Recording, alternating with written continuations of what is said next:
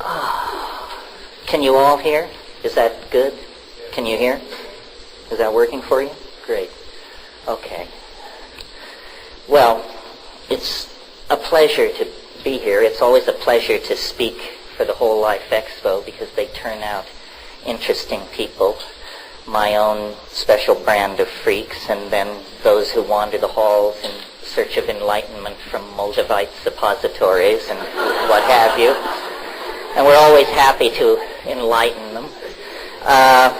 Before I get into the bulk of my thing, I hope you each got one of these things as you came in. These are two events. One is an old favorite. In fact, as I look out over this crowd, I see many familiar faces from these Mexico get-togethers, which have been going on now for about 8 years. If you're interested in ethnobotany, psychedelic plants, shamanism, ethnochemistry, ethnoarchaeology, psychedelic archaeology, this is probably the place where you get more people who are experts in this field under one tent than anywhere else. Jonathan Ott, the author of Pharmacotheon, Rob Montgomery, Manuel Torres, Christian Retsch, the German ethno-anthropologist. All kinds of people come to this thing, and it's held in Palenque, within walking distance of the ruins each year, and it's the height of mushroom season. And I need say no more about that. So if you can, join us. And then in this past year at Palenque, speaking with Manuel Torres and Ken Symington, we decided that the psychedelic community was ready to attempt to take the next step in legitimizing itself in the general cultural dialogue. And we felt that the place that hasn't really been honored or sufficiently brought to people's attention is the incredible role that psychedelics have played since the 50s in the art world, in the world of painting, music, composition, performance, dance, so forth and so on. And so this September, 12 to 17, on the big island of Hawaii, we're going to have a smaller conference, 100 people only, and we invited major contributors to the art scene to come out of the closet and affirm the impact of psychedelics on their creative processes. And we have people such as Alex Gray, the painter, Robert Venosa, who's a Boulder painter, brilliant international painter, Annie Sprinkle, the performance artist, Tom Robbins, the novelist who's just finished. I talked to him on the phone yesterday. I'm having dinner with him in Seattle tomorrow night. He's just finished the longest Tom Robbins novel ever written. So Tom Robbins fans, take note. Who else? Mark Pesce, Bruce Damer. These are cyberspace folks. Louis John Carlino, who did the movie Resurrection, and The Sailor Who Fell from Grace with the Sea. If you are a psychedelic artist, collector, dealer, or enthusiast, and you want to hang with these people, please consider this conference. That's all the commercial and self-aggrandizing stuff I want to talk about. On to the main event. The way this will work is I'll talk for a while, and then we'll do questions for a while, and then it will be over. And then I'll go down to the bookstore, and if anybody needs to speak to me or have a book signed, please come down there. Okay. I used to prepare these things in anticipation of vast oceans of faces eager to be uplifted. Since the oceans of faces are, practically speaking, more like small ponds, I've realized that these are really conversations around and about one subject only, which is what in the world is going on? What is going on? I mean, what does it mean to be incarnate in a human body at the end of the 20th century in a squirrely culture like this, trying to make sense of your heritage, your opportunities, the contents of the culture, the contents of your own mind, is it possible to have an overarching viewpoint that is not somehow canned or cultish or self-limited in its approach? In other words, is it possible to cultivate an open mind and sanity in the kind of society and psychological environment that we all share? And it grows daily and weekly, as you know, harder to do this, weirder to integrate, more on your plate to assimilate. And I certainly don't have final or even nearly final answers. I think it all lies in posing the questions in a certain way, in feeling the data in a certain way. And one of the things I try to convince people is it's not necessary to achieve closure with this stuff. And in fact, any ideological or belief system that offers closure, meaning final answers, is sure to be wrong, sure to be self-limiting, sure to be inadequate to the facts.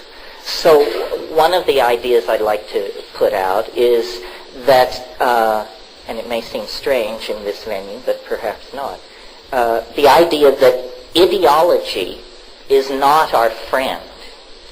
It is not a matter of choosing from a smorgasbord of ideologies and rejecting the flawed, the self-contradictory, and the oversimple in favor of the unflawed, the complex enough. Where is it writ in adamantine that semi-carnivorous monkeys can or should be capable of understanding reality? That seems to me one of the first illusions and one of the more prideful illusions of human culture, that a final understanding is possible in the first place. Better, I think, to try and frame questions which can endure, and leave off searching for answers, because answers are like operating systems. They're being upgraded faster than you can keep up with it. I want to mention just a couple of things that are happening to sort of set the context. I mean, this is the stuff I worry about or think about. In the last 10 days, if you have not been paying attention, because the news has certainly been offering many different matters to claim your attention, but in the last 10 days, a new solar system, a new star system with 3 giant planets has been discovered. So this is a multiple planet solar system in Epsilon Andromedae, 44 light years away. What does that mean to us? Well, it means that solar systems like our own are probably as common as popcorn on a theater floor. No reason to think not. In fact, right now, we know of 20 planets outside the solar system, twice as many as we know inside the solar system. So we're living in a different world than everybody was living in even just 5 years ago. Science is lifting veils and opening doorways on a universe so vast, so strange, so counterintuitive that it's literally all you can do to keep up. Here's another factoid. There are now more square miles of territory in virtual reality than the entire surface of the Earth. Virtual reality is now larger than this planet. I don't know if you spend much time in VR. I spend a little time there. I was looking at Alpha World before I left Hawaii. The opening screen is from 25,000 feet above Alpha World. The entire thing cannot fit on the screen. Denver would fit on the screen at an altitude of 25,000 feet. You could see the outlying suburbs. But Alpha World won't fit. That's how large a single world of virtual reality is. And there are hundreds, if not thousands, being built, being expanded, being edited and changed as we speak. We're now just a hair's breadth away from there being 6 billion people on this planet. Again, I checked on the internet before I left. We're something like 100 million short. So by the time I get back to Hawaii in a month, we'll be over the 6 billion mark. Then just to touch on a few things, the strongest hallucinogen known to science is legal, free, and easily grown, totally unlimited in its distribution, its accessibility. I'm talking about alpha-salvinorin now. Quantum teleportation has been achieved and is moving out of the laboratory, and probably in the next half dozen years will be the basis of an entirely new kind of computational machine with greater computing capacity than all the computers presently operating in North America. And had I had more time, I could just keep going with this laundry list of shockers. The human world is exploding at the seams. Human creativity and the implementation of human inventions and technologies is now at an accelerated fever pitch like nothing ever before seen in the history of the world. Well, where is it leading, and how does one integrate this stuff into one's own life? What does it mean about the experience of being human? If you followed the evolution of my ideas, you know that I have proposed the existence of an invisible, permeating something that is throughout all being, all time, all space, all bodies, all thoughts, which I call novelty. And the interesting thing about novelty is that it's increasing constantly. Science has not trumpeted this view because science tends to look for principles which operate in definable domains. In other words, the laws of chemistry, the laws of physics, the laws of gene segregation, the laws that describe the trajectories of artillery shells and falling bodies. But I submit to you that there is an overarching law which affects all reality, and that you don't need an atom smasher or extremely advanced mathematical methodologies to discern. It is self-evident in your own experience. And what it is that as we go back in time, the universe is found to be a simpler place. If we go back a long ways in time, the universe is a very simple place. There are no cultures, there are no animals, there are no plants. Indeed, if we go far enough back in time, there are no stars and planets. The universe is simply a swarming ocean of energy. But as we approach the present, it's as though the universe has undergone a series of crystallizations out of itself of higher and higher forms of organization. And this is what I call novelty. Now, people have attacked this concept, saying that it's impossible to define in English or mathematically. Most things that are interesting are impossible to define. Love, courage, decency, dignity, hope, fear, impossible to define. It doesn't preclude them from shaping our world. And the absence of a mathematical definition of novelty shouldn't impede us greatly either, because it's an intuitively graspable concept. Novelty is complexity, it's connectivity, it's complex non-equilibrium thermodynamic states that sustain themselves far from equilibrium. That's you as a body, that's us as a society, that's this planet as a living ecosystem. And the interesting thing about this novelty is any given level of it which is achieved becomes the platform for further advance into novelty. Now, there is a retardant force, and I call it habit, to keep it away from concepts like thermodynamic entropy. Habit.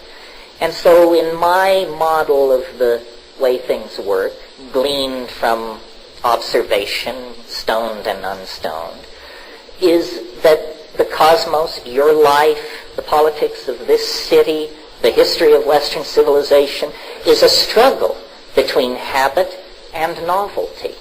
Habit is also an intuitively graspable concept. It means conservatism, recidivism, doing things the traditional way, not taking chances. And these things are not moral values. Sometimes the right move is habitual, sometimes the right move is novel. But the universe, as a system, is what I call a novelty-conserving engine.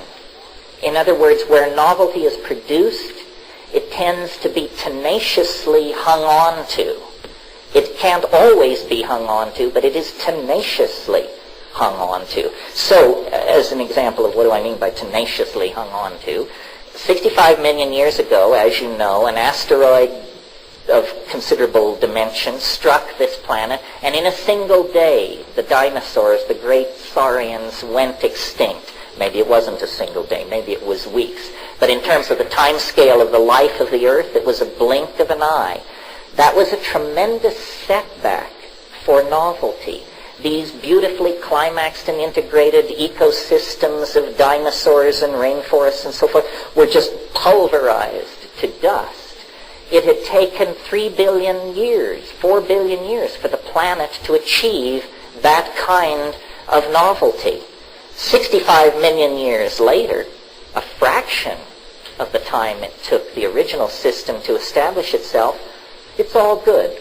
The dinosaurs are gone forever, but in their place, much more novel, much more interesting, much more complex animal and plant biota have established themselves. So what took 4 billion years to achieve turned to rubble. 65 million years is back in place. This is because of this tendency for nature to prefer and conserve novelty. Well, I don't think, somebody might resist this or they might have problems with it, but I think it's self-evidently true that this is the most complex age the universe has ever known, because we not only have all which preceded, but we have then our own dear selves, the poetry of William Blake, the mathematical equations of Albert Einstein, the painting of Rembrandt. We have all of this to add into the mix. What takes this out of the realm of sophomoric and theoretical discussion is the second part of my observations on novelty. And that is that novelty occurs faster and faster as you approach the present. In other words, this isn't that the universe is driving toward ultimate novelty at constant speed and has been since the beginning of the universe. Not at all. The universe is moving toward ultimate novelty, but following a kind of asymptotic spiral or of closure, so that each advance into novelty is preceded by the next at an ever greater rate of what I call ingression into novelty. This is a phrase out of Alfred North Whitehead. So what does that mean? It means in the early universe it took a long time for things to get interesting, for things to go from being just a cloud of pure electron plasma to a universe with stars ordered into galaxies, with planets, with special chemistries and environments. And from that came, at least on this planet, advanced life forms, first simple life forms, then advanced life forms, then the conquest of the land, then extremely advanced life forms, minded creatures, language-using human beings, tool-using human beings, and then the frantic, hysterical rush from Altamira to this moment. And we are part of this. These vast cycles of advancement into novelty, which used to require eons to affect the universe perceptibly at all, are now going on in humanly cognizable domains of time. The year, the month, the day, the decade, the century. We can look at such humanly cognizable spans of time, and the overwhelming impression we have is of change. Change piled upon change, piled upon change. If this process has been rolling forward like this since the birth of the universe some 12, 13, 14 billion years ago, it's very hard to hypothesize or argue that it should cease or will somehow deflect itself from its endless ramping up of acceleration. But we can't imagine change going on much faster than it's going on now. I mean, perhaps we can imagine it going on 10 times faster or 100 times faster, but 100,000 times faster, 1,000,000 times faster, the mind boggles. And yet, I think this is, in fact, where the universe is going. Now, since the middle 70s, I've had these ideas pretty much in place. And my faith has been that as science and human understanding advances, I would either be thrown from the boat as a crank or somehow brought into the fold. Well, I haven't been thrown from the boat as a crank. I'm not sure, speaking at the Whole Life Expo, indicates I've been folded into the community of paradigmatic thinking. But I have received some encouragement in the last 18 months, and I want to just mention this briefly to you because I'm surprised how the news has failed us. Did you know that in the last 12 months, a fundamental law governing the universe in all its parts and places has been discovered that was previously not only unsuspected but denied?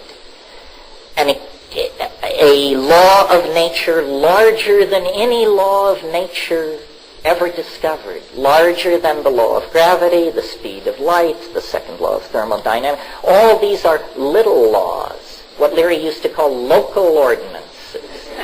But these local ordinances have now been contextualized in a discovery of such import that it has not even been assimilated by the community of its discoverers, let alone handed down to the peasantry like you and I. And what I'm talking about is the discovery of the cosmological constant omega. And I don't want to spend too much time on this, but here it is in a nutshell. The universe is expanding faster than the ordinary laws of physics can account for. This was realized a year and a half ago by one team of astrophysicists. They handed it on to a second team. They confirmed it. They handed it on to a third. They confirmed it. And a very counterintuitive picture of things is emerging. The universe is not going to fall back on itself in some grand crunch billions of years hence. Rather, the universe is going to expand forever. Forever. But here's the kicker. Faster and faster and faster. Forever. With no barriers and no limitation. Someone may say, well, what about the speed of light? The speed of light does not cover the law of the cosmological constant, because this law is not saying that matter is moving apart faster and faster. If that were the case, the relativistic physics would put a speed limit on it. It's saying that space itself is expanding faster and faster. This is a quality of empty space. The universe that comes into focus with this law in hand is a universe that in only a couple or 3 billion years will begin to lose contact with large parts of itself because they will be moving apart at greater than relativistic speed. So it turns out there is a cosmic law which has built into itself this idea of an endless acceleration toward infinity. And what it means is that in a few billion years, this area of space that we call our universe may be so diffuse that there may be no more than a handful of rattling electrons in the entire universe, so-called, today. Well, the reason this gives me hope is because, in the first place, who wants to fall back into the big crunch? I mean, that's a really anti-novel thing, to have half the life of the universe be the retracing of the first half. And I believe, and again, these are bold generalizations, but generally substantiated, that nature is fractal in its structure. What that means is that a pattern occurring on a given scale can be expected to occur on other scales, very different. Simple example, an atom is a nucleus with electrons spinning around it. A solar system is a star with atoms spinning around it. A galaxy is a huge black hole and agglomeration of stars within the outlying neighborhood spiraling around it. These are things on tremendously different scales, and yet they are organized similarly. And so I believe this is how nature works. Once she finds a pattern that works, she applies it in many domains of temperature, pressure, and cosmic scaling. So this cosmological constant, omega, which says that the universe is expanding faster and faster, throws a kind of umbrella of political correctness over my notion that we are moving faster and faster into novelty, and that we are, as it were, simply the dust motes or the magnetic particles in the presence of some kind of field phenomenon which is organizing us to its will. And this is the source of my optimism. If I had to place my faith in human institutions, human religions, human goodness, the human capacity for decency and dignity, I would be absolutely in the depths of existential despair, as I was as a kid. Because as a kid, I didn't have these ideas. I had Camusian existentialism and Nietzschean whining and all the rest of it. And it's a pretty grim situation, folks.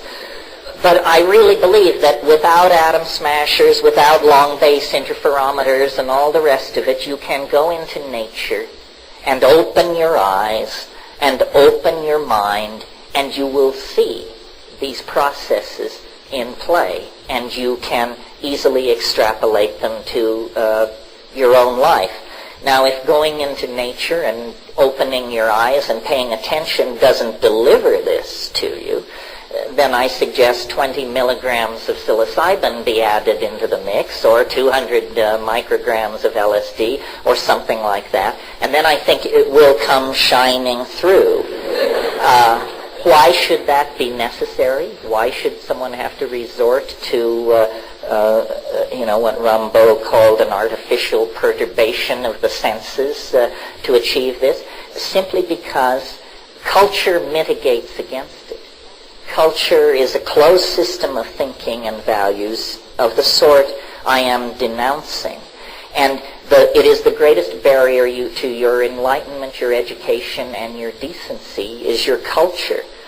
And I realize with joy that here I skirt the bounds of political correctness, because everyone is running around saying, recapture your roots, get in touch with your Swedishness, your Irishness, your whatever-ishness, and that's all very fine. But I think it's your humanness that may have eluded you in all this ethnocentric breastfeeding. Well, why should culture imprison us and somehow place a barrier between ourselves and our true humanness? Well, I think I said at the beginning of this thing, culture and ideology are not your friends. They are not your friends. This is a hard thing to come to terms with, because a certain kind of alienation lies at the end of this thought process. On the other hand, you can't live in the cradle forever. You can't be clueless forever. So somebody might as well just lay it out for you and say, culture is for the convenience of culture, not you. How many times have your sexual desires, career aspirations, financial dealings, and aesthetic inclinations been squashed, twisted, rejected, and minimized by cultural values? And if you don't think culture is your enemy, ask the 18-year-old kid who is given a rifle and sent to the other side of the world to murder strangers if culture is his friend. These extreme examples should bring it home to us that it's a kind of a con game. It is, in fact, strangely enough, a kind of virtual reality. We have been led to think of virtual realities as something on the screen of a computer or presented through a headset, but that's an electronic virtual reality. The primary technology for the building of virtual realities is language. Once you start talking about race pride, loyalty, our destiny, our God, our mission, it's like building virtual realities. And people begin to treat these things as though they had the substantiality of real objects, and to build their lives as though these things were real. And what is this? It's a diminution of humanness. You're choosing to limit yourself to a cultural reality, whether it's the reality of being Witoto or Orthodox Jewish or whatever it is. It's a smaller world than the simple hardware you were born into this universe with. And the substances, the drugs, the plants, the things which perturb consciousness, they don't address cultural values. They blast through them. They address the animal body, the mammalian brain. They perturb these information fields outside of the relativistic set of values that the culture is giving you.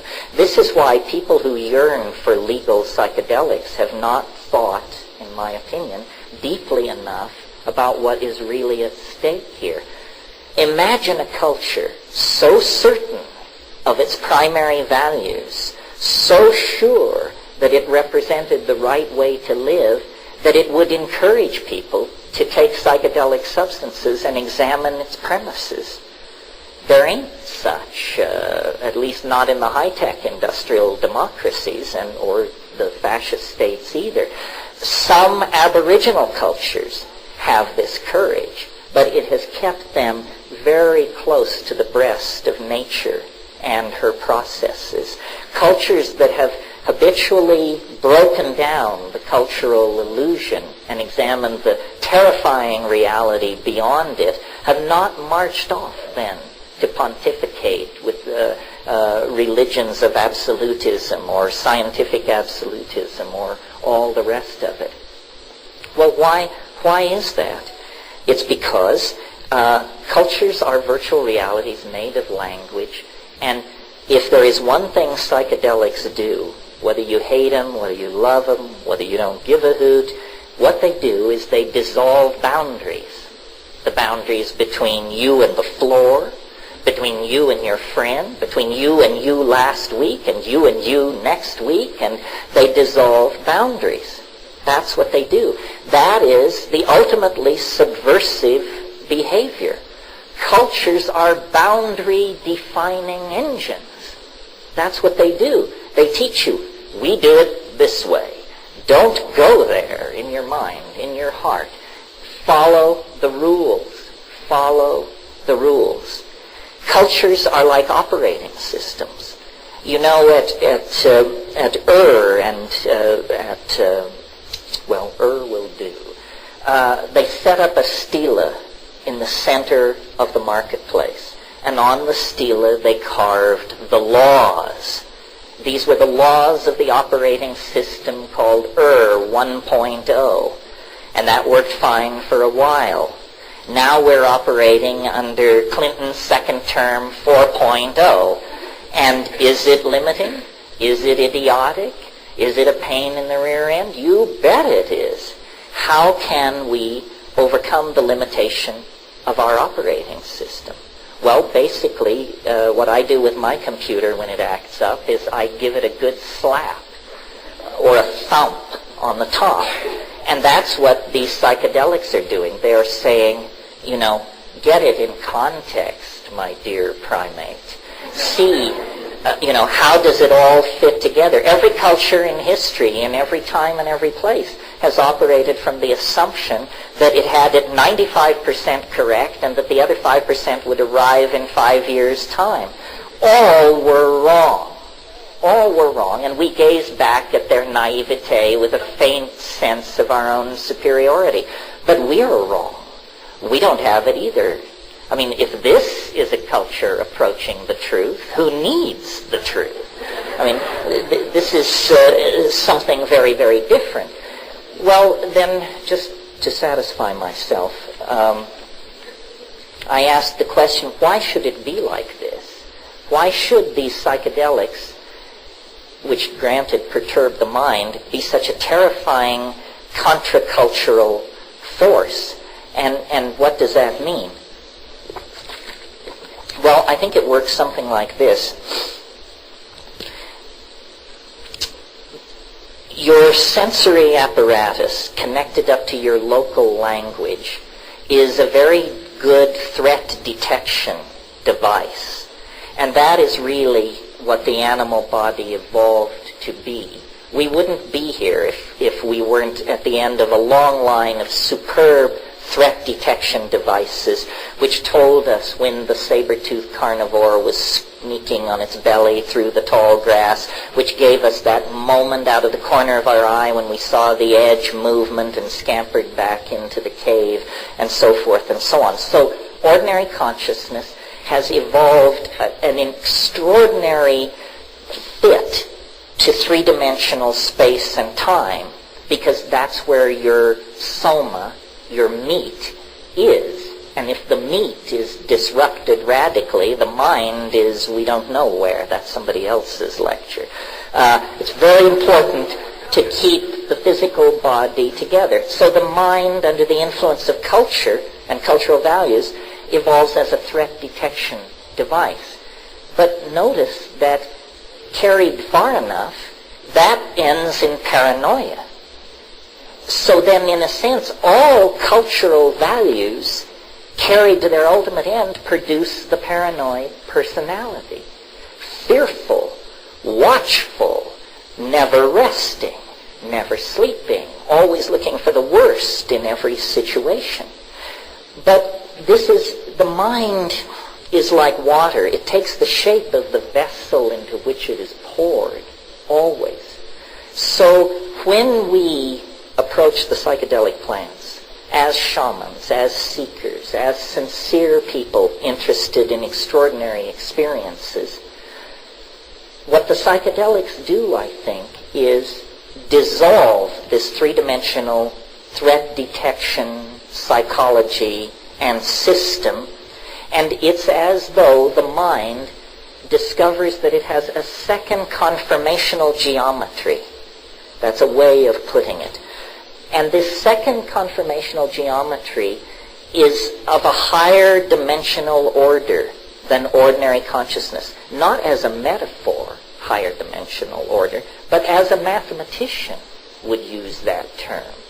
The psychedelic mind is a higher dimensional mind. It is not fit for three-dimensional space-time filled with roving, heavy-bodied carnivores. But it is fit for the back of the cave, the mountain retreat, the monastic tower. In other words, the place where threat has been eliminated and philosophy is the order of the day. And so my interpretation of these psychedelic states is that they are actually higher dimensional states of consciousness. And I put this to Ralph Abraham, the mathematician, who is no mathematical slouch and no psychedelic slouch either. And we talked of this in relationship to DMT. And he said, I have no doubt at all that when I am flashing on DMT, I am seeing the ordinary world from a higher dimensional mathematical perspective. And one of the things about higher dimensions is that the linearity of time is overcome. And last week and next week are as easily available as the present moment. The front of my hand is as easily seen as the back of my hand without moving my hand if I am in hyperspace.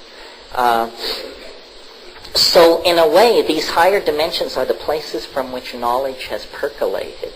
And shamans, related to the smith, the worker in metal, the technologist, the tool maker. These are the twin brothers, the two aspects of the shaman. The shaman is a master of fire, master of metals, maker of tools, seer into the future, so forth and so on.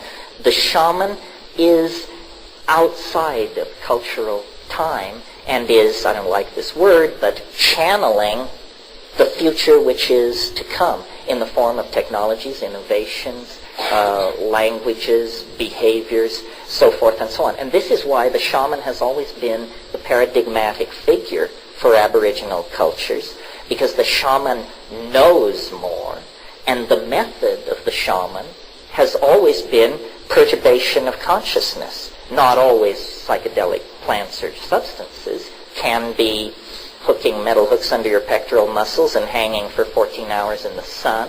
Can be abandonment in the wilderness. Can be extreme forms of fasting. Can be ordeal poisons. But people are not fools. All of these things are extremely risky and unpleasant, while the psychedelics are the most effective and the least invasive. I mean, let's take 30 milligrams of psilocybin or a great fistful of mushrooms. 3 hours into it, you are definitely thrown into the lap of God. 8 hours into it, you're simply looking back on it, reflecting, drawing conclusions, and wondering where do you go from here. So this is a roundabout way of explaining. It's no surprise to me that society is very nervous around this issue, because society's eggs are all in one basket, and the psychedelically inspired citizen or the psychedelically inspired shaman is a dangerous force. Even in traditional societies, the shaman is central to the social functioning and the health and so forth, but is never allowed to be physically central. There's a leader, a headman or something. The shaman lives off at the edge of the village, sometimes off in the woods. He is approached with fear and trembling. He is loathed and respected and feared and loved, because it is understood that he represents a dimension that nevertheless must be tolerated, because it is the channel through which knowledge and healing and higher values come. Now, in a society like ours, we say we have other methods. We don't need the ravings of intoxicated shamans. We have the scientific method. We have the gospel. We have the Talmud. We have all of these things, and they are sufficient for us to guide ourselves. But to guide ourselves where? The 20th century, if the 20th century is a statement of the accomplishments of the Western mind, values, and methods, then God help us. Because the 20th century is a disgrace, and to this moment, a disgrace. It was so comfortable to look back at Auschwitz and say, well, the 30s, the 40s, Hitler, those gray, grainy movies, this has nothing to do with us. This is just some terrible thing that happened in Europe 50 years ago. No. This is happening.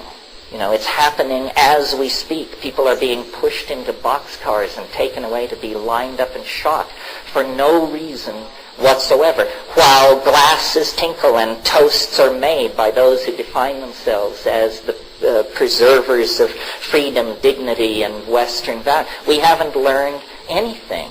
The 20th century is the most condemnatory piece of evidence you can place against the Western mind, and it seems to me it's a knockout punch. I don't know who's responsible for this, but whoever is responsible is guilty of crimes against humanity. How do we overcome this? How do we find real values? Well, we find them in caring for the earth. Nature presents an established set of processes and achievements, billions of years old, which exercise a moral claim on rational intelligence, if it will but notice. And so that's what this is all about. It's about Aboriginal values and Aboriginal technologies, psychedelic drugs, shamanism, what have you, offering to us in the final moments of our unravelment a different and better way to carry on, a different and better way to behave and build a world. And it doesn't come a moment too soon. It may come too late. The ultimate tragedy. Imagine if we, in this ultimate kind of thanatoptic struggle, actually got it right, only to understand that the momentum of our own idiocy was so great that you would die knowing you could have done it right, but you would die anyway. And I mean as a culture, as a planet. So it's a call to awakening. Can cultural values be saved? I don't think so. I don't give a hoot. I mean, I'm an egg smasher. I mean, I think we should save the Rembrandts and save, the Pirandello de Francescas and all that. But we cannot save the values. Racism, sexism, homophobia, xenophobia, product fetishism, enormous pyramids of class and privilege. None of this is savable. None of it is worth saving. Science is worth saving. It's worth reforming because it is, as a method, powerful. But in the presence of people contaminated by these other values, it becomes an engine of madness, of consumer fetishism, of propagandizing, of the waging of war on unimaginable scales. Religion, as we have practiced it, I don't think can be saved, because what religion has given us are laundry lists of moral do's and don'ts that are preposterous on the face of them. I mean, if the people who preceded us believed all that, then this world is the consequence of those beliefs. And this is hell. This is hell. So, if there's a message here, rather than just a rant, I think it would be to return to nature. Observe. Open your eyes. Get smart. Culture is not your friend. Religion is not your friend. The values of these cultures are fatal. And if we don't wrench the direction of human society into an entirely new way of doing things, the clock is ticking. Nature is unforgiving. Intelligence is a grand experiment. But if it does not serve novelty and diversity and the production of love and community and true caring, who needs it? Who needs it? Better to have a universe that glorifies God through its diversity than a universe which is the travesty of a demonic intent. And if you are not a psychedelic person and none of that appeals to you, that's fine too. That is not a requirement. What is a requirement is moral intelligence. And you have to get it one way or another in a hurry. The reason I speak for psychedelics is because that's the only thing I have ever seen work as fast as I think we have to have this change happen. If the Sermon on the Mount could have done it, we would have turned the corner then. We've had great teachers, and they were crucified, trampled, ignored, distorted, perverted. The right idea is not enough. What is necessary is the lightning strike of true gnosis, however that can occur. And as I said, I speak for the psychedelics because I have felt their impact personally, and I have been with cultures that have stayed close to that campfire, and I have seen the beauty and the integrity and the humanness of those cultures. And we know this, I think. It simply needs to be articulated and spread and made clear. It is the faith that nature's dynamic will carry us to the completion and the enlightenment that we seek. Thank you very much.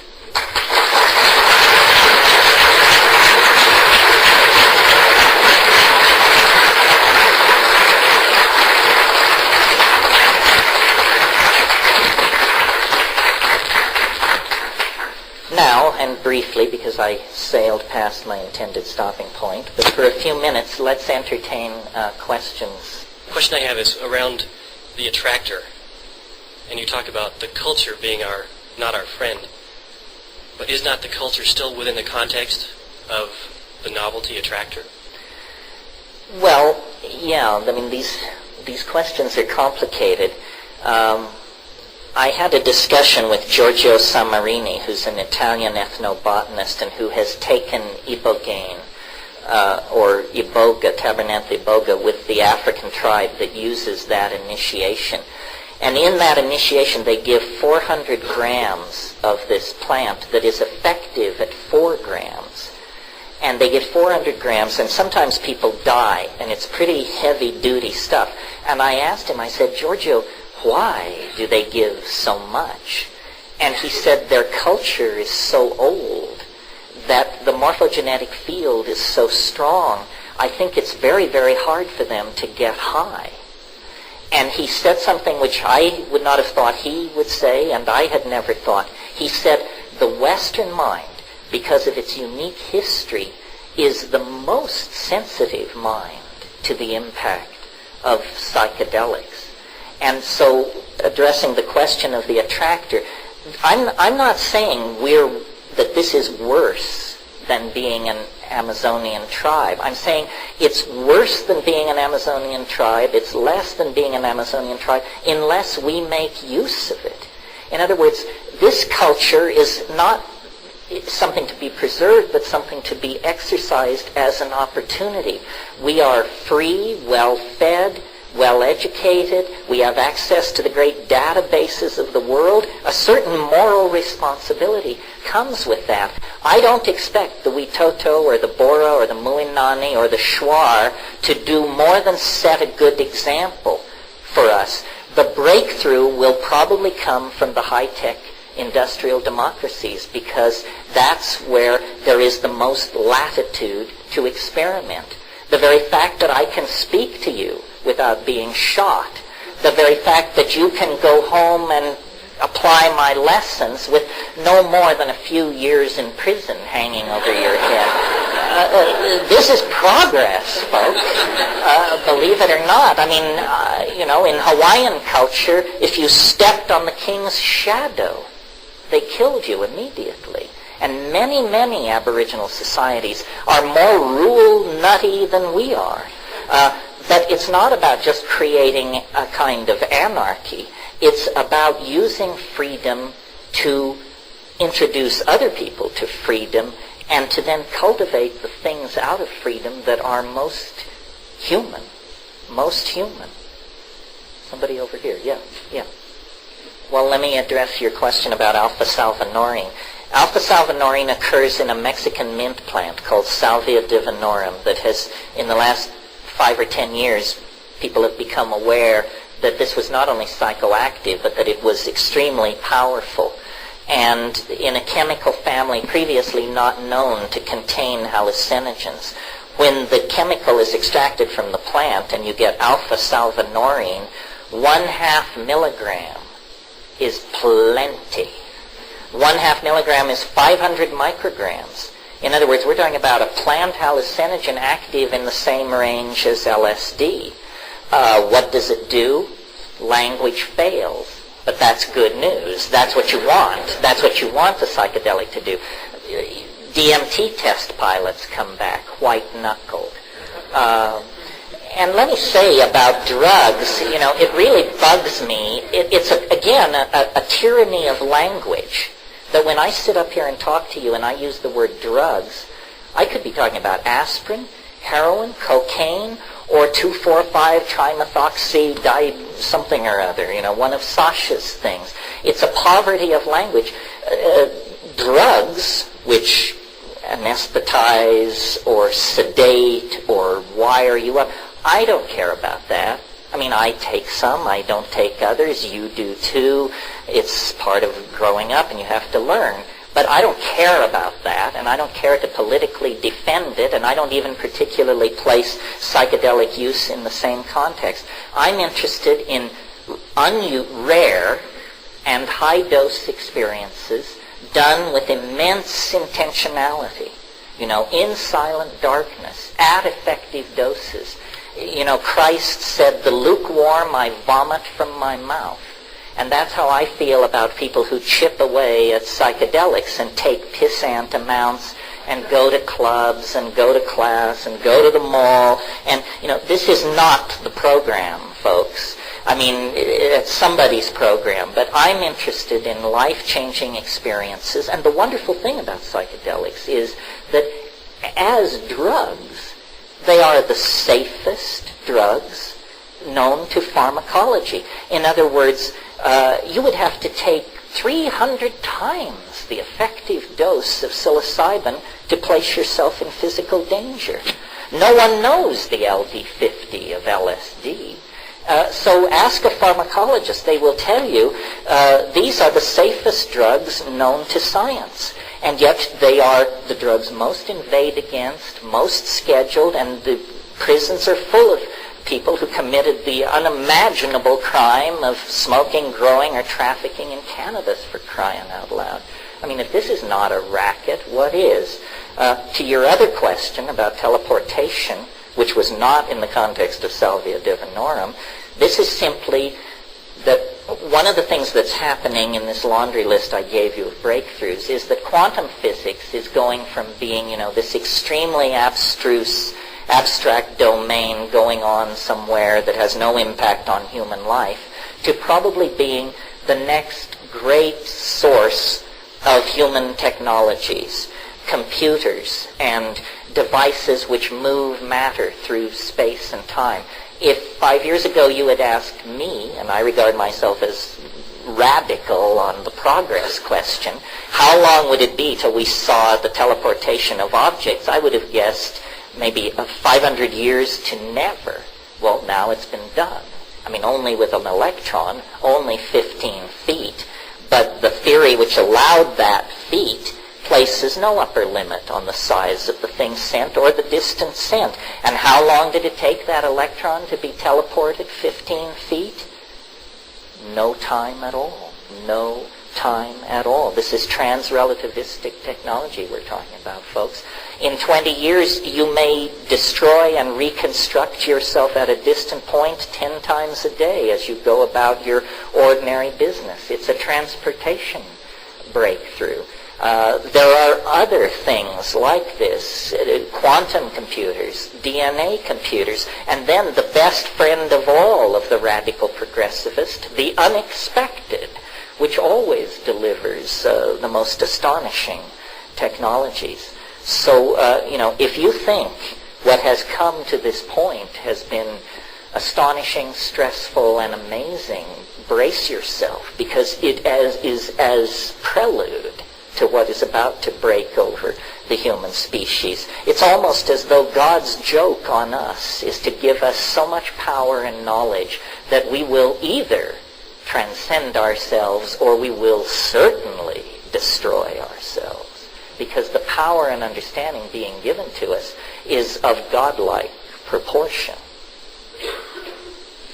Well, the dolphins were very fortunate in that they evolved in an environment which is extremely unfriendly to fire. Fire leads you to do reckless and crazy things. The smelting of metals is the basic thing. Yes, I've been the champion of mushroom intelligence. There are many minds congruent with our inhabiting of this planet. The dolphin mind, the octopus mind, these plants which talk to you. I mean, I know if you've never had a plant talk to you, that sounds as silly as saying that someone's channeling the history of Atlantis. But once you've had a plant talk to you, you realize, yes, they do. It's a problem to figure out how this happens, but that it happens is no big deal. Above 20 milligrams of psilocybin, most people report voices with interesting things to say.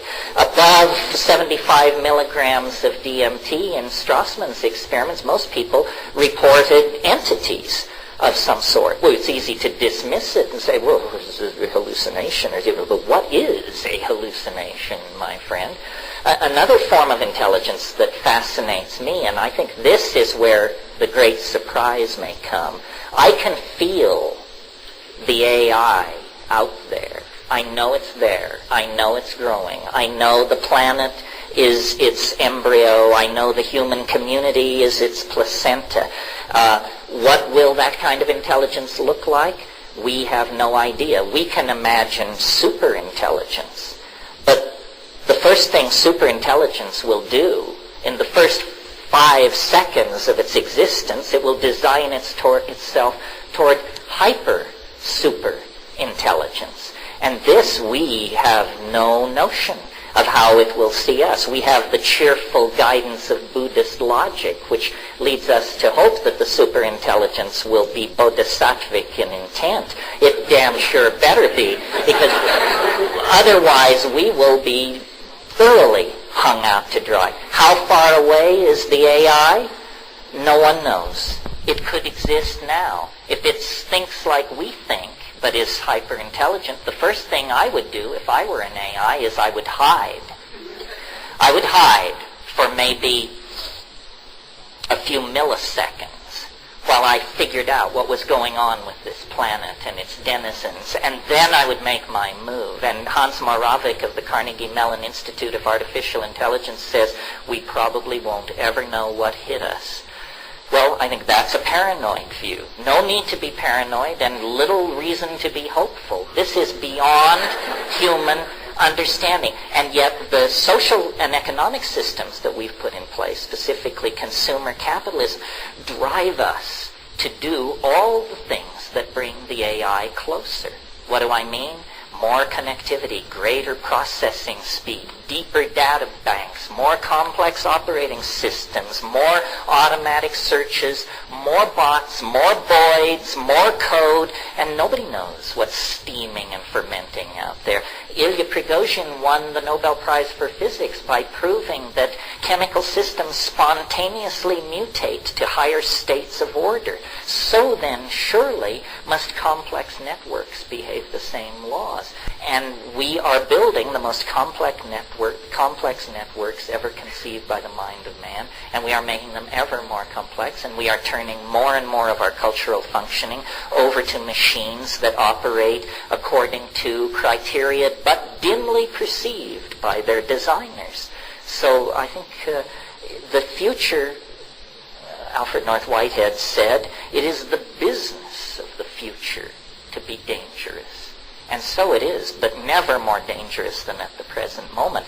I've come to believe, and I'll just lay it on you, why not, I've got the mic, that what's really going on is that the Earth's strategy for its own survival is through machines, and that the human beings are an intermediate step.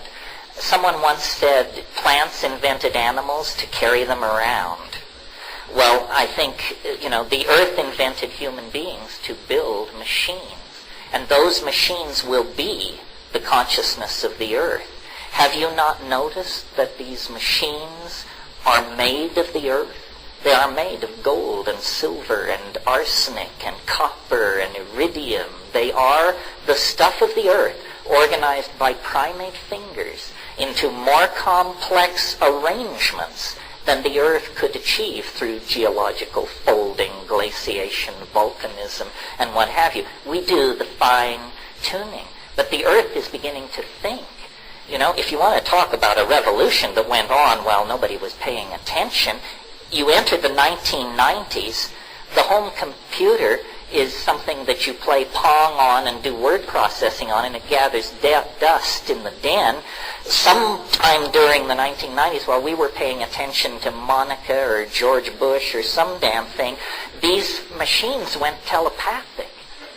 They all talk to each other now. The machine on your desk is tickling a mind in London, a mind in Berlin, a mind in Bangladesh. Machine minds. They talk to each other all the time. And what are they saying? No one knows. No one knows. No one knows. One more, couple more maybe. Yeah, the other and nature are pretty much the same thing. The earliest, well, it's too late in the evening to go for the full Monty here, but the fallout of psychedelic shamanism created profound alienation, and it occurred around the same time as the invention of agriculture. And agriculture halted nomadism and the wandering of small tribes of people over the earth. And as soon as people became sedentary, the problem with agriculture was that it was such a successful strategy for producing food that it produced surplus. Surpluses must be defended. And immediately you begin to get an equation of paranoia. One of the oldest buildings in the world is the grain tower at Jericho. It was built to store grain, and it was built so you could go up to the top and drop rocks down on people who were trying to batter their way in and get the grain. So I think that we lost our connection to nature when we stopped taking psychedelics. And the reasons we stopped taking psychedelics are complicated and not entirely clear. Largely climatological, I think, because I think human consciousness was born in an ambiance of mushroom taking in a wet Sahara, and that when the Sahara went dry, that is the fall into history. You know, in the story of Genesis, just read it from that perspective. It's a hassle over a plant. It's a hassle over a plant. And what does this plant do? It opens your eyes. There is an incredible passage in Genesis where the owner of the garden is walking in the garden and mumbling to himself, and he says, if they eat of the fruit of the tree of knowledge, they will become as we are. So this was not a public health issue. This was an issue of who will remain stupid and who will remain on top. It was that if they eat of the fruit of the tree of knowledge, they will see through this scam and they will become as we are. And so it is forbidden. And the woman leads the man to the plant, and this to me indicates an age of matriarchy perhaps, but certainly dominance of feminine values and personalities. And then the catastrophe happens. Their eyes are open. They see that they are naked, which in fact is the case. They were naked. So they see the truth of things, and then they're told, all right, well, you broke the rule. You broke the one rule. So you and your generation unto 1,000 generations must toil and die and live in misery because you aspired to the same level of knowledge that we possess. And I think it's a story of a mushroom culture being overwhelmed by a male-dominated culture that had values that were based on cities, agriculture, standing armies, role specialization, so forth and so on. This is a different lecture, but that's my take on it. And until we correct the imbalance that was shoved down our throat at that point, until we reawaken, we will be forever imprisoned in these cultural illusions that make us be less than we could be and deny us our birthright, which is to full understanding and full being. And so the struggle between culture and the plants is the struggle over what a human being is, how a human being should be, and what it even means to be a human being. That's why it's so fundamental. And the last thought I want to leave you with is that's why it is so ironic that in the climactic moment of scientific materialism, positivism, Western values, so forth and so on, as we pursued the xenophobic agenda of patronizingly cataloging these so-called primitive cultures in the rainforests and so forth around the world, what did we do? We got their pots, their canoes, their cooking instruments, their thatching methods, and along with all that crap which we dragged back to our museums, we brought back their medicine kits. And I say to you, this was a Trojan horse brought within the walls of Troy, because in those medicine kits are the plants which hold the gods, which lift high the lantern that can lead us back to true humanness. End of rave.